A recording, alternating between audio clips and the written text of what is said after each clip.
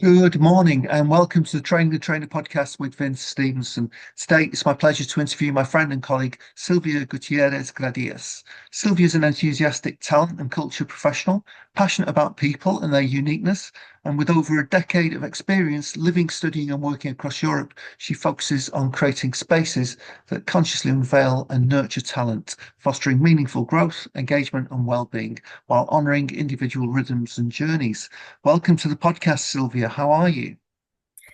Thank you so much for having me, Vincent. And yeah, I'm very excited to have this conversation after meeting during the Academy for Diversity and Innovation conference. I'm glad that these synergies occur, and yeah, I do love what you do and how you do it. So I'm super honored to be here. Thank you. Thank you. Very much looking forward to chatting with you today. So just tell us where you're calling from today, would you? I am in Cantabria, a region in the north of Spain, close to Basque Country, which maybe people know better, because my hometown is Santander, which is the capital of Cantabria, but I don't live there. I live in a small town between Santander and Bilbao, and I live here because I am able to work remotely. So I feel very honored that I can like have a nice position that is European based, and that's why it doesn't matter where in Spain I live. And I'm glad and I feel very privileged that I can live in my region close to my friends and family. So yeah. Okay, sounds like you got the best of both worlds there. Very good.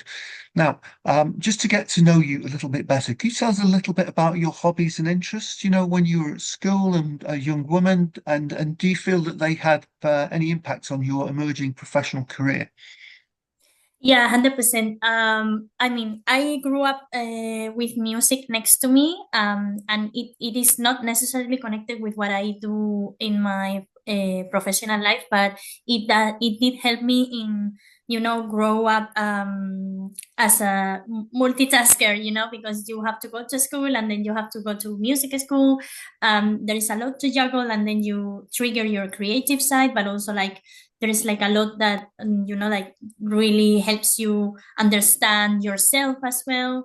So the music is my hobby, and now I like if I have to choose a plan, it would be like going to a live music concert. And I mean, you notice that during the conference, like I love music, I love dancing, I love singing, and I love the connection that music brings together. But yeah, like in the other side, like I always wrote, and I love writing, and it's something that comes so natural to me that I realized later on in life that not everybody writes, right? So yeah, writing is a key part of what I do as well, because I use words to help others learn and understand things. So I do think that words are a powerful tool in most of the jobs that we have, but especially in the learning environment, is crucial. Okay, so do you write poetry as well? I think that if you write lyrics for a song, maybe you're probably a poet as well. So, have you written anything?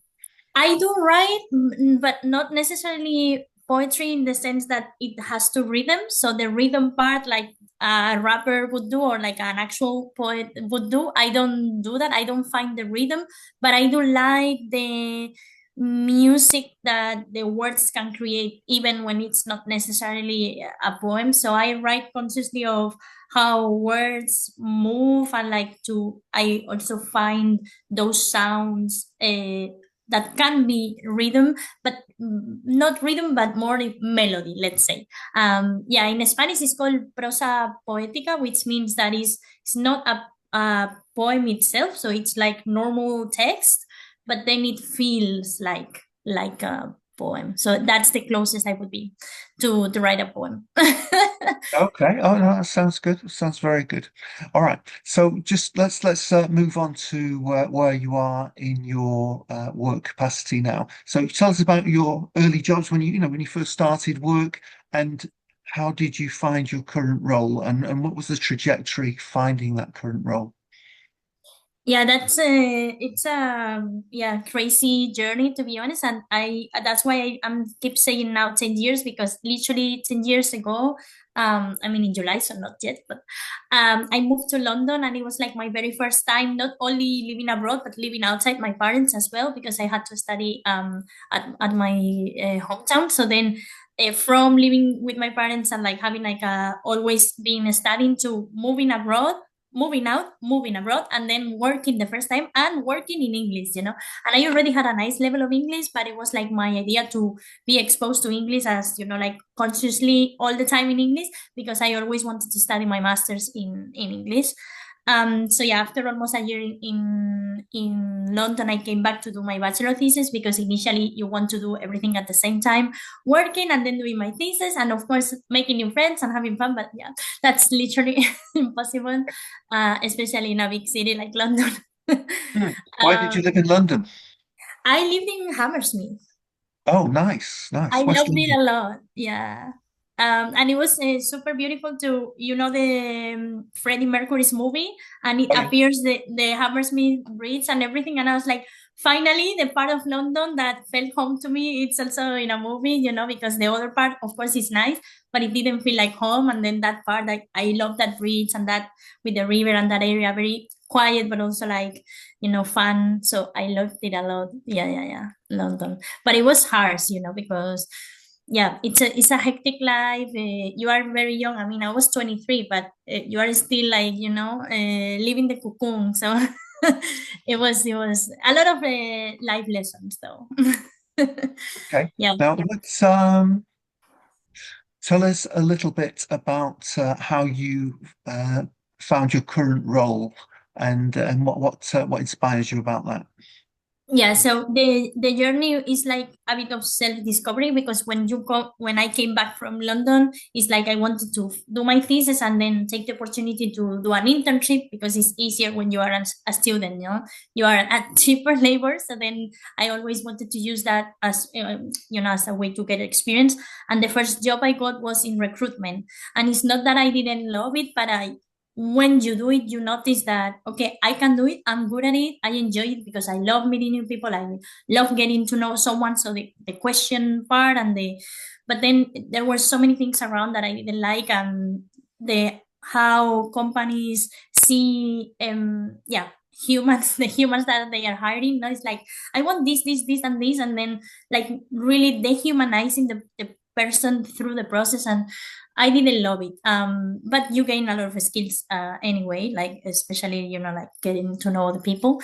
But you are stuck there because you do a first internship, then is where you have experience, so then they keep calling you to do that. And so yeah, while I was funding my master's, because it was not an easy journey, I gained over a year of experience recruiting, which I mean is always like a nice one to have.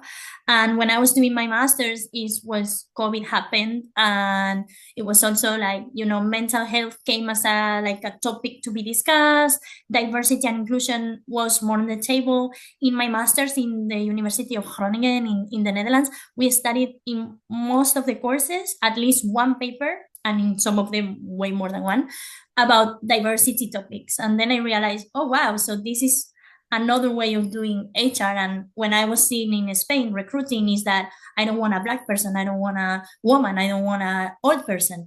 And I can be literally the other way around, and teach those who think that a person should be or look in a certain way to be or look in a certain way, and explain them, no, like we all have talent, we are all, no. So discovering that also when you are like growing as a person and in that difficult moment, for everyone during COVID, it was beautiful. And yeah, in the Netherlands I was very lucky, and I did my internship in inclusion and diversity in Accenture, which is always like a nice place. A big company is always a beautiful scenario for you to like discover so many things as an employee, but also as the person that runs them. So it was in both ways very inspiring. And then as I couldn't get another job, I went to do another internship, because I'm the eternal intern. People are gonna notice. I did another internship in Paris in 𝐬𝐃𝐑, which is like such a like well-known firm in sustainability. So doing diversity and inclusion for a company that helps others also go there was also a beautiful experience. But then again, after so many internships and so many things, I couldn't get a job. And I came back to my parents in 2022 with all that big international experience in 3 different countries, speaking perfect English, having like my master's, and like like the willingness, which is something that it's not very valued in the labor market sometimes. So that's why I had to like find another opportunity, and I came back to recruiting, sadly. But that was very interesting because it was in Robert Walters, which they do specialized recruitment. So I was only hiring HR people, and that was so interesting. Coming back to Spain after more than almost 3 years outside Spain, and learning about my own career through the different professionals that I was meeting. So that was so beautiful. But again, it's not, I don't love it, and I hate it when they say, oh, I don't want a woman in this position. And I was like, how can I, because it's your client. And then but in that position, I also discovered the part of talent development, and for example, like the disc and in this part of like getting to understand how people think and behave, and how that also needs to align with the role, and it's something that I also studied in my master's. So seeing it happening in real life was also very beautiful. And all that together, like the talent development part, doing diversity and inclusion, where you do so much L&D and awareness, because L&D is not always about a formal course, but like internal communications is also learning, I would say. So combining all that together, I end up in the role that I have now, which is learning enablement specialist. So yeah, I basically make learning happen, which is a beautiful position to have. Okay, well, it sounds like a beautiful position to have. So, could you tell us a little bit more about that current role and how it's developed since you moved into it? Yeah, so I started in this role in July 24, and yeah, it was like my very first role in L&D, like properly just L&D. I'm part of the People Development Center of Expertise, meaning that it's like I act like as an internal consultant almost. And yeah, we have been like putting together different like initiatives to, for example, empower people managers across the organization, and on how to do their work better and understand and enable them to understand their skills and enhance them, through different trainings. Then I also connect the part with diversity and inclusion that is there, and I'm glad I can still work on that and use it in what I do. And we created, for example, a bias toolkit to help understand unconscious bias in the workplace. And of course, there's like a lot of like business needs, and we have a big portfolio of products. So sometimes the courses that I create is just an e-learning on products that we have, but also of course like quality and compliance. So it's like a well mix of the different learning needs that can occur within the organization. Like, I don't know, project management, we also work on artificial intelligence, of course. So yeah, it's like I am in contact with the different business units to understand the different learning needs, and I help them make them happen or make them happen myself, depending on the need. Fingers crossed we'll find a little bit of time to talk about how AI is impacting your work. So, is there a particular project that you've worked on since you arrived in this current job that you're particularly proud of? I think we all like to try to work hard and make a difference. Is there a particular project that you feel you've turned the corner with in a very positive way?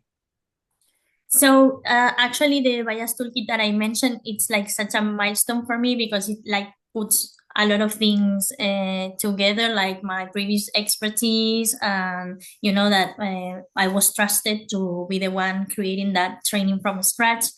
And yeah, like I was doing it in collaboration with an external partner that so we were able to create some videos that I wrote the different scripts for the video. So it was like very, very from the scratch, and seeing it live now, and especially because it's an essential part of our current sustainability strategy, the gender parity part. So I also feel, yeah, that my creating something that is not just a nice to have, but something that really aligns with not the business need, but also the business willingness and the direction and where we want to go and why and how to. Yeah, I feel very honored that from an empty PowerPoint, and now there's like a whole training that mostly it was written and like thought by me. So yeah, I feel that I could like, yeah, make everything that I learned in the past time adapted to the context that I am now, because that's also another thing. Like very often we want to do great things, and but we have to be patient, because also the context of where we work demands other things. But I'm glad that the context where I work demanded this learning that I have and that I love, and that I do think it's super important to be aware. Okay. Now, I know you really like working with people, and I've seen you in action. You're a great motivator and organizer. But working remotely, is that a huge inhibitor for you, would you say, or can you get your message across equally well? I am lucky, that this development of my career occurred during COVID, because yeah, I had to, like, most of the things that I learned were already thought for an online or hybrid settings.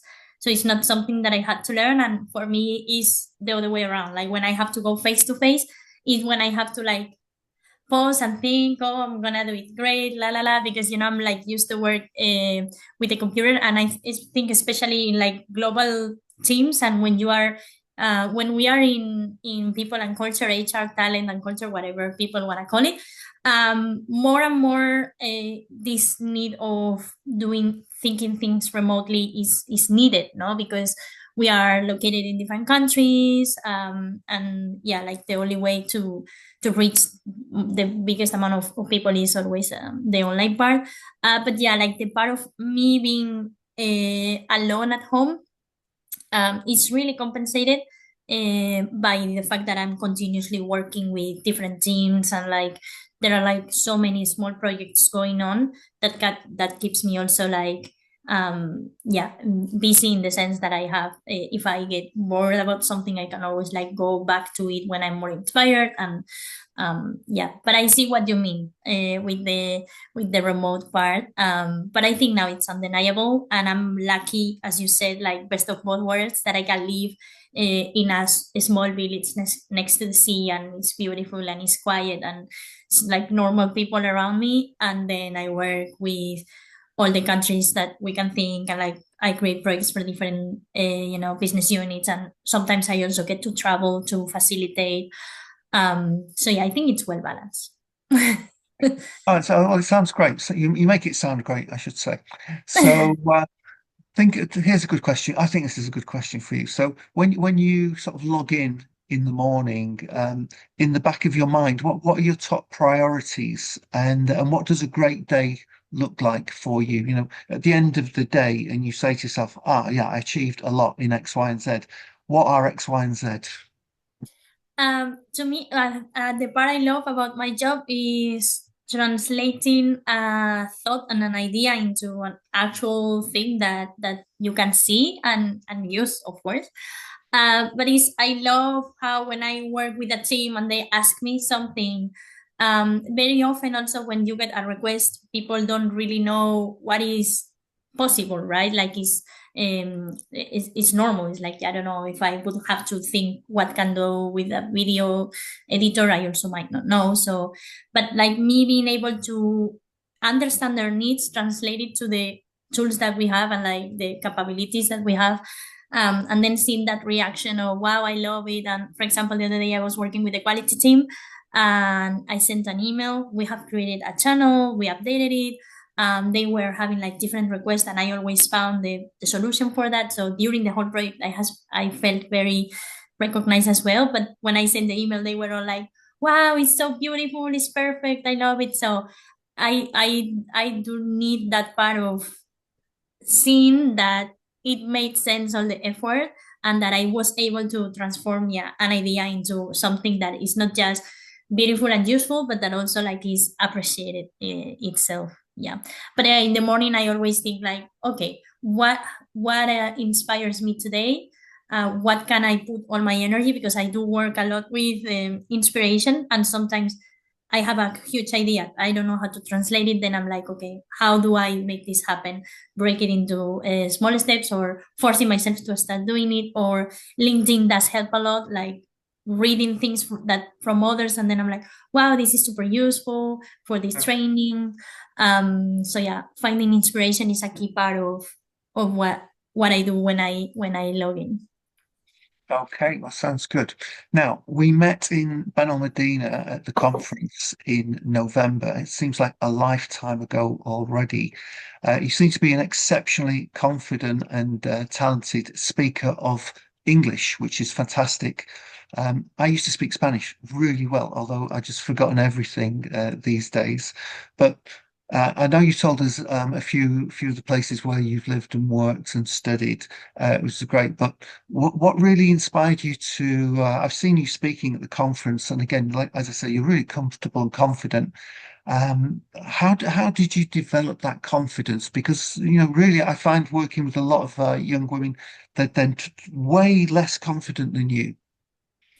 I love that, and thank you so much. It is beautiful to hear that, especially from a native speaker, because it was always like, no, but I have been working on that a lot.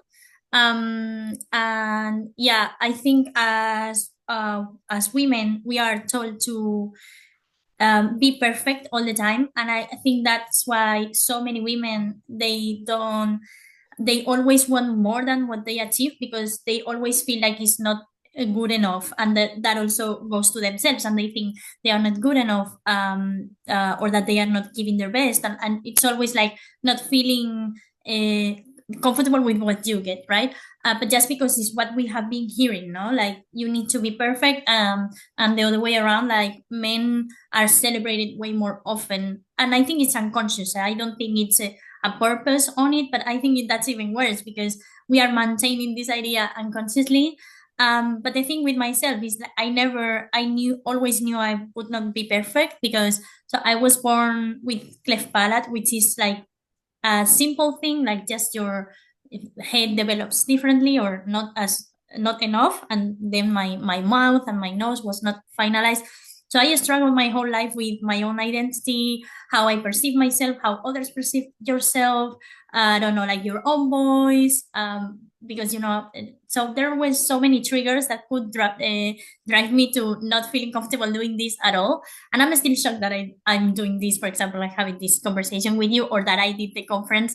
That, by the way, was because Anna was really cheering me up and saying, Sylvia, you're the best. You have to go there. You have to speak about your things. And and I'm Yeah. glad that I'm always surrounded by women that they also encourage me. So I think that's also a key part that we as women have been realizing in the past years.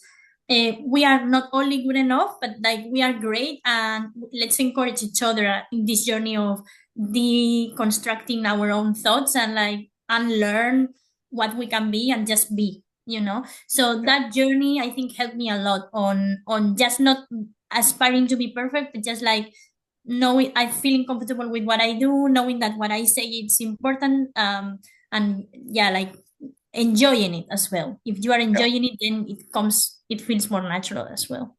I've got to say, since I met Anna Zelno, again, she's a really inspirational character, and she's just doing fantastic work. And again, you've got to respect her professionalism and desire for a better world. It's wonderful. Really great to know her. Indeed. So, when you learn something, I think we all have our own style of learning.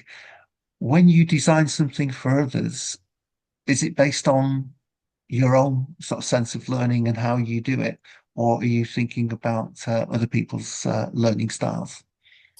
This is a journey that I had actually when you work in learning, and very often any work that you do, and we all think this thing of we all learn this idea of treat others the way you want to be treated. And yeah, this is when I realized when I was working in diversity and inclusion and learning about all these topics. And then I realized that, wow, it's literally the other way around, right? Like, why do we assume that our needs and our perception and our whatever word you can insert there is the same as the others, when also we don't know it is not, right? Like, we are all aware that what works for me not always works for the other, so why do we expect that to happen? But it's a journey, and in L&D happen as well, because I do need information and context, for example, not just to learn, but also like to be able to work, to be able to feel comfortable in doing something. So I need to know some details that people not always need to know. And I had this journey with doing a presentation on the different ways of learning. Actually, it was very funny and very ironic, but I presented this to the people and culture team, like the different ways of learning, and then to connect it with good habits, because it's a platform that we use internally, which I love, by the way, as an L&D platform. But just to show them that good habits helps you with the different ways of learning, I made a presentation that had too much information. And my manager gave me this feedback of, you did this because it's the way you learn, because you need to connect the dots, and that helps you. But it was not clear for those who never heard about these topics.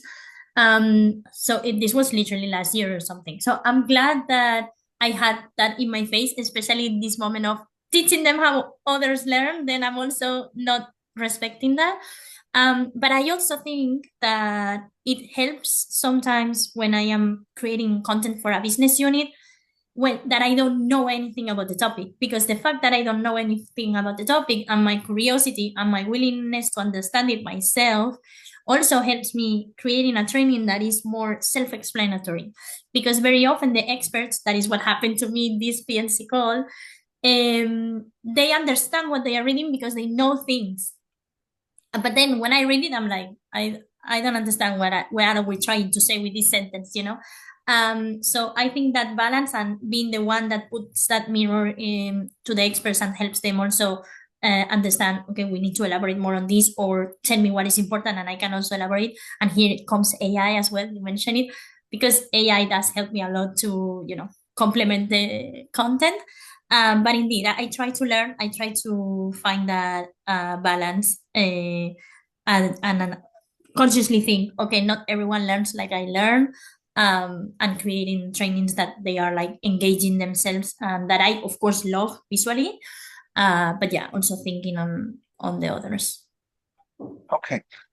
Here's I think it's a great question, and it's something that I think about a lot, being a trainer, and that is, when was the last time you had to unlearn something?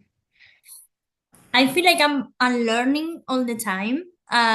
So when I was like, because we are born and we are told so many things about ourselves and who we are without us knowing that about ourselves, right? So this is your gender, this is you are good at this, and especially connected with gender a lot, like, oh, you are great at this because of, we assume you are great at this, so then go there. And so I feel like we are all the time unlearning things, well, we should be, especially if especially when it's hurting others, right? So yeah, I feel like I'm all the time unlearning, so I'm not sure if I have like a concrete example, but probably, yeah, probably last week I unlearned something, because I question myself a lot, and I am all the time like, yeah, reconsidering if this is good for me and for the rest, and finding that balance. And yeah, and understanding why I do this. I am doing it because I want to, or I am doing this because, so very stupid example, for example, is body hair, because women have body hair. And yeah, my mom the other day said like, oh, Sylvia, have hair in your legs? And I was like, yes, I have hair in my legs. And I said, you too. And she said, no. And I was like, why don't you know? So I feel like there are so many stupid things like that one that we need to keep reminding ourselves this is not important or this is not. So yeah, keep on learning all the time. Okay. You mentioned AI very, very briefly a moment ago. Could you just give us an indication of how AI affects your working day and what type of things you delve into AI for?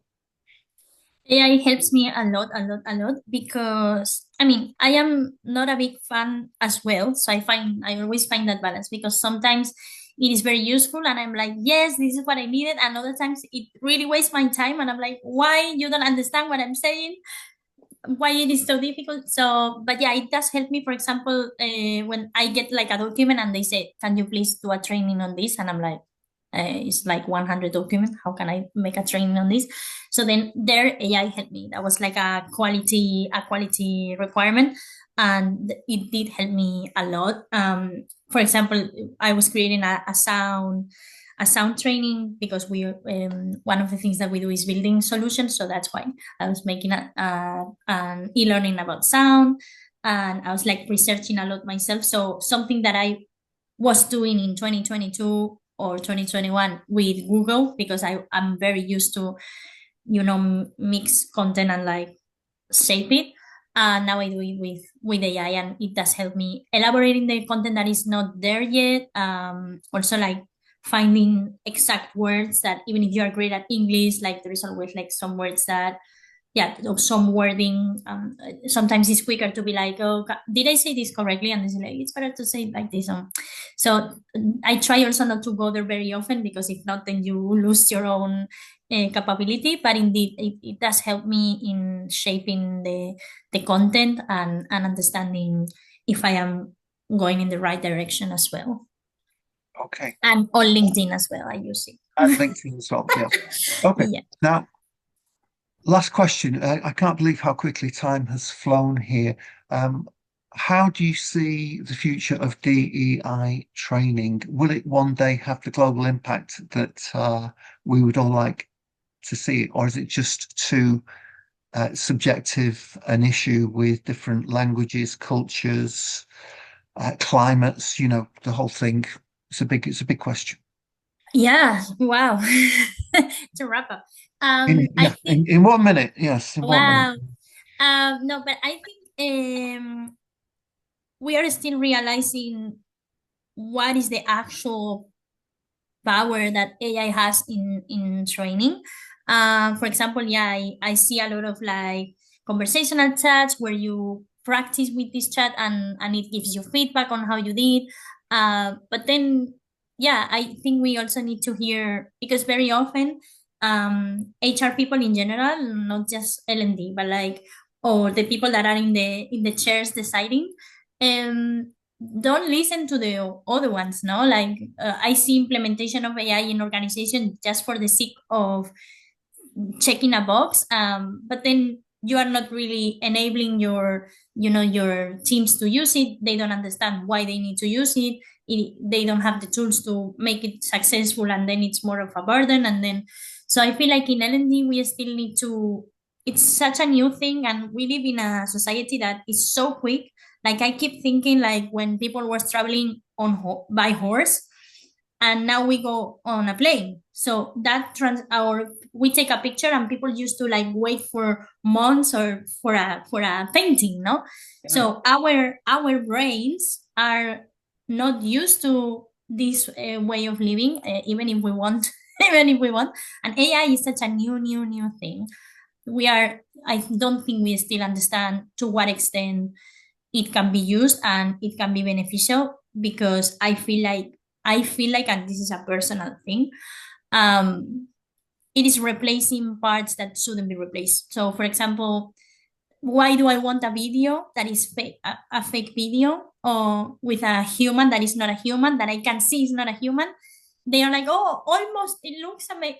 It's crazy how it does it. Yeah, but why? Why I don't? I prefer a human talking to me. not at almost a human, you know. And I know it's quicker and I know it's cheaper to pay a computer that talks like this and explain things than an actual facilitator. Okay, but is this really where AI is supporting learning? I don't think so. So I think we as L&D professionals have the responsibility to understand how this tool, as any other tool, imagine PowerPoint, imagine like we have been evolving, no? Like all jobs have been evolving, but understanding, is this really beneficial for the learner or for me? Not as an L&D professional or as a business owner or as a, you know, a top management team, because what I'm doing this because it's technology, it's techy and it's modern and it's amazing, or just because it's cheaper. And I think in that that's the balance, where is the learner? yeah, I think that's the big issue is cost or price, and if you can get it for as little as you can, despite the quality and various other implications, a lot of people will go for the cheaper option. Okay, Sylvia, it's been great talking to you, but we're going to have to leave it there. But would you please stay on the line so that I can thank you personally? Sure. Thank you so Okay, much for the conversation. I enjoyed it a lot. And yeah, despite of the technical issues at the beginning, I yes, think my we apologies. managed. Yeah, my apologies for the technical No difficulties worries. earlier. No. Okay, so our next podcast is with my friend and colleague 𝐎𝐓𝐇𝐄𝐑 tomorrow, which is Thursday, the 5th of March at it's going to be 10 a.m. UK or 11 a.m. CET. So I will see you all tomorrow. Thank you very much. If I can remember how to switch off record, be good.